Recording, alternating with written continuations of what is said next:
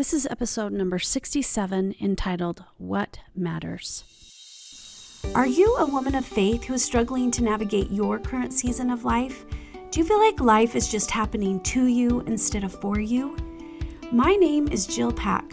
I'm a certified life coach and a member of the Church of Jesus Christ of Latter-day Saints.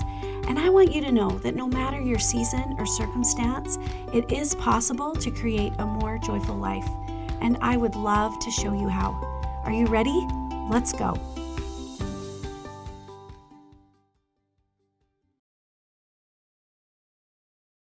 Hello, my friends. Welcome to the Seasons of Joy podcast. I'm so glad you're here, and I am excited about this episode. I had the opportunity this weekend to do some reflecting, some personal reflection, if you will, and I wanted to share that with you today. I actually usually write my podcasts out and have a lot of notes, but this one is going to be a little more ad lib.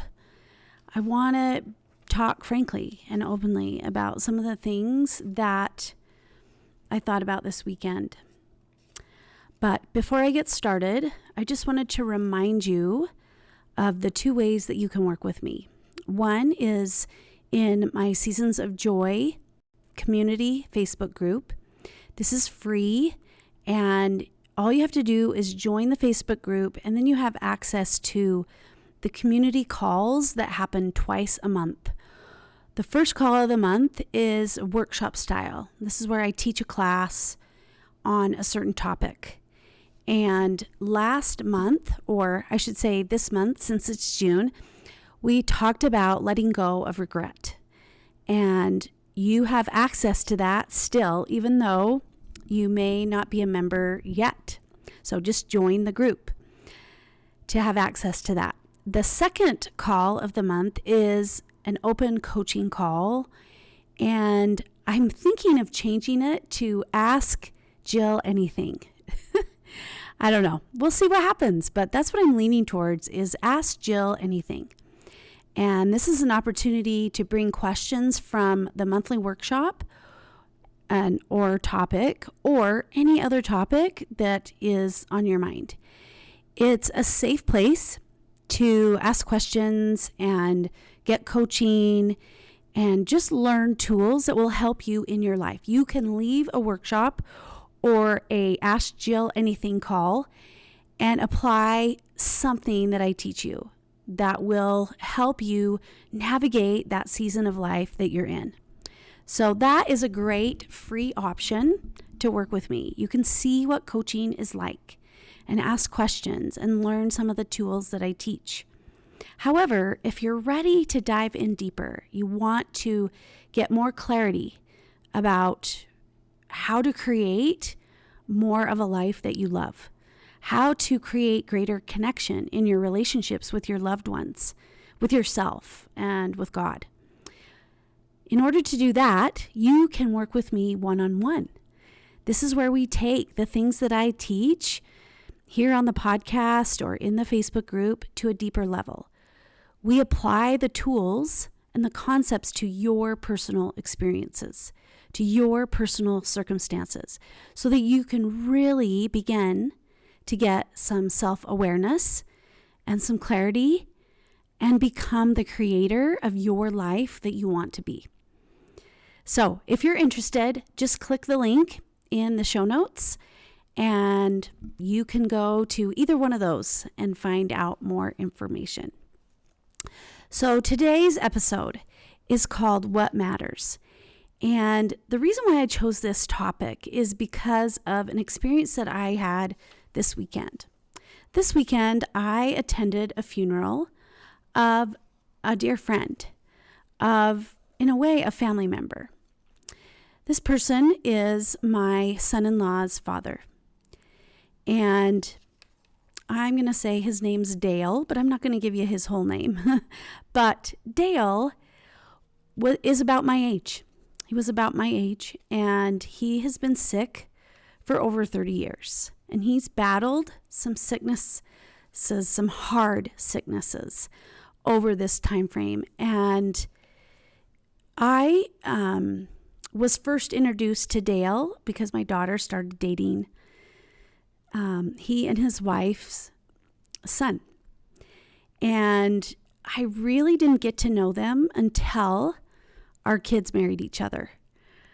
And that's a whole other story in of itself. But we came to know each other because our kids married each other.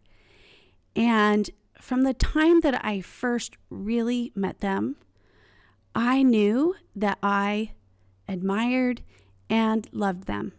They both, he and his wife, Shelley, are such good people, kind people who have, for whatever reason, been asked to carry a burden that's very big that many of us won't ever have to carry.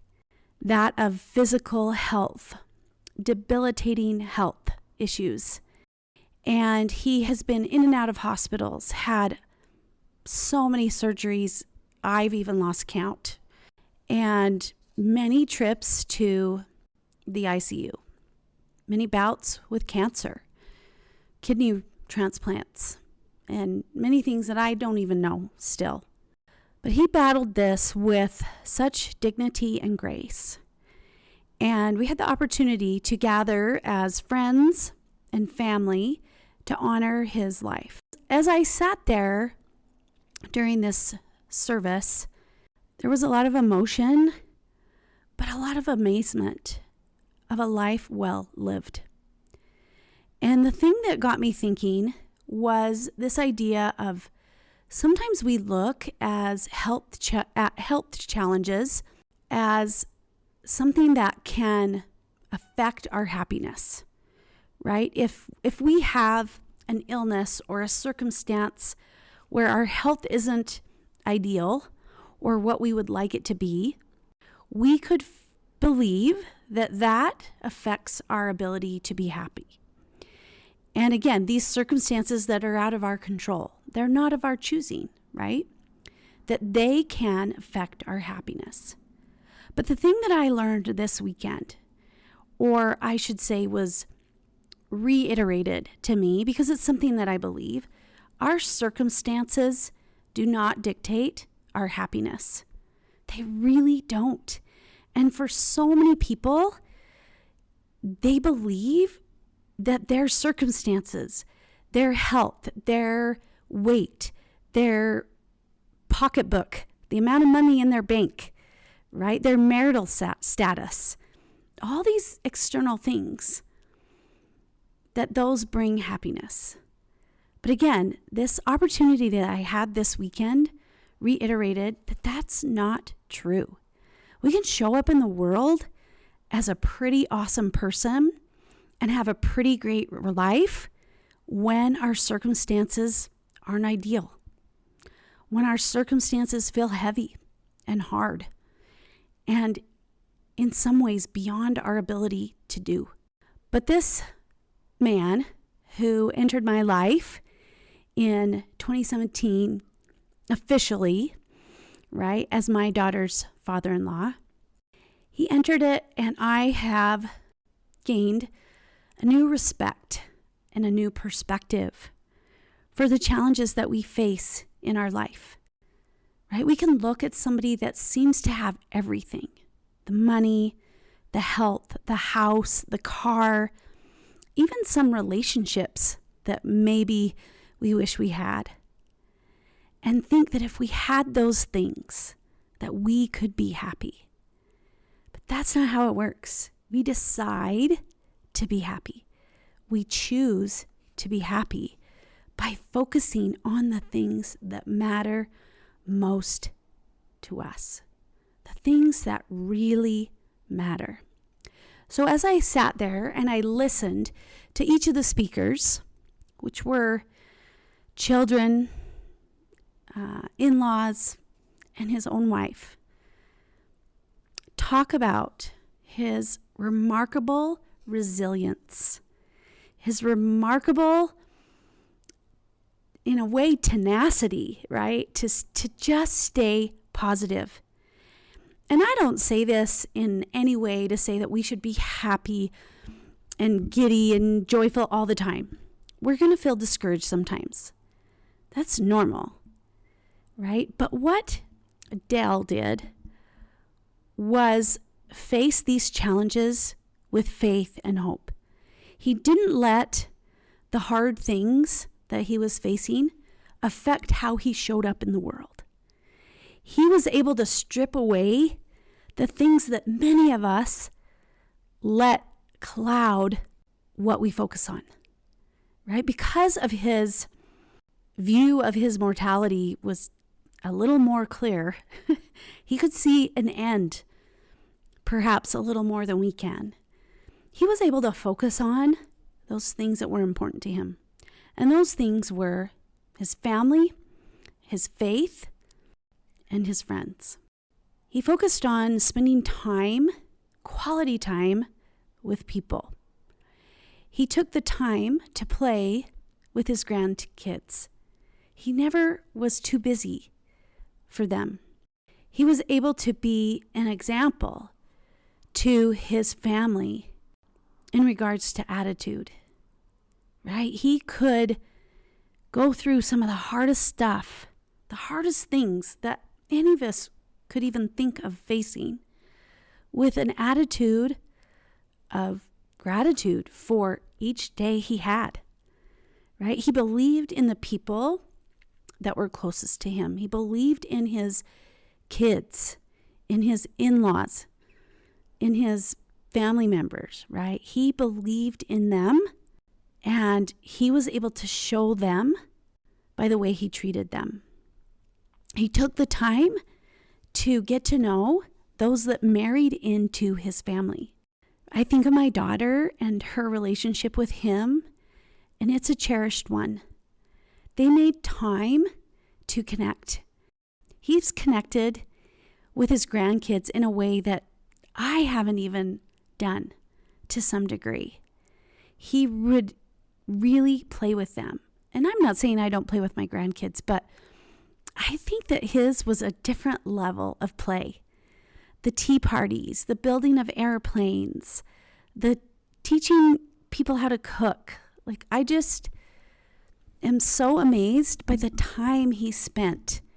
And when you consider how much time was spent in a hospital, the rest of the time that he wasn't in a hospital, he was connecting with those that meant the most to him.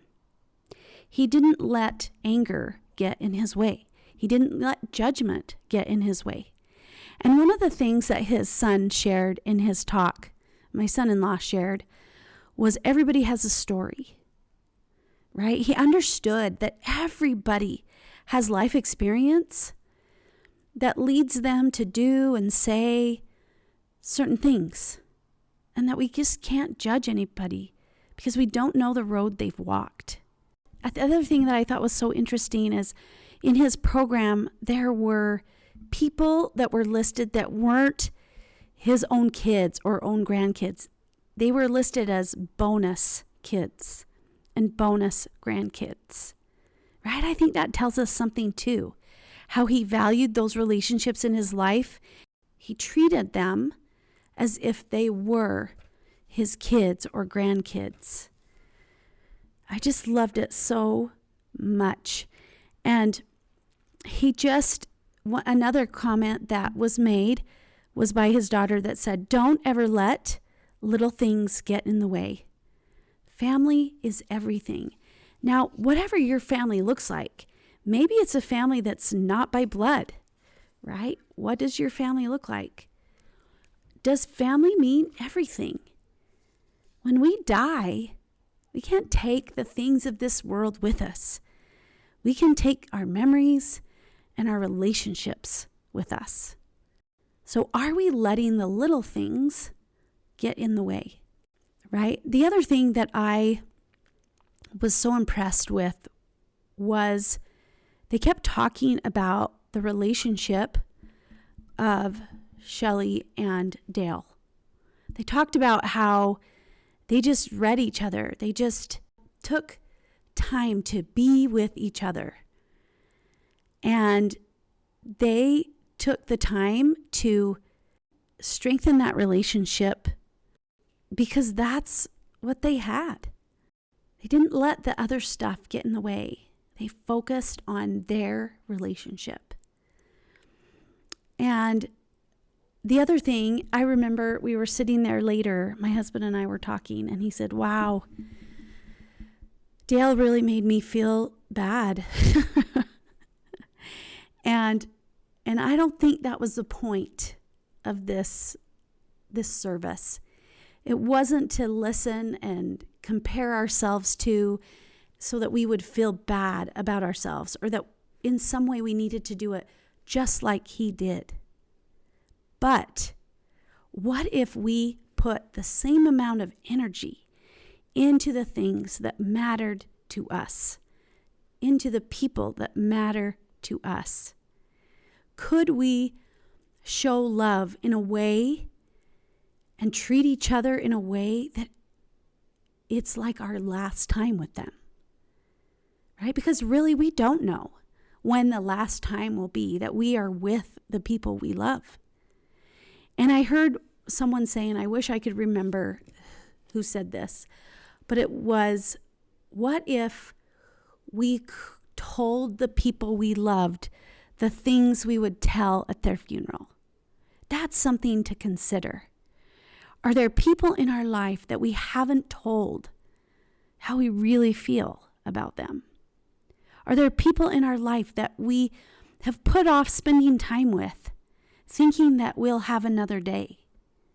Or when things slow down, then we can spend time with them.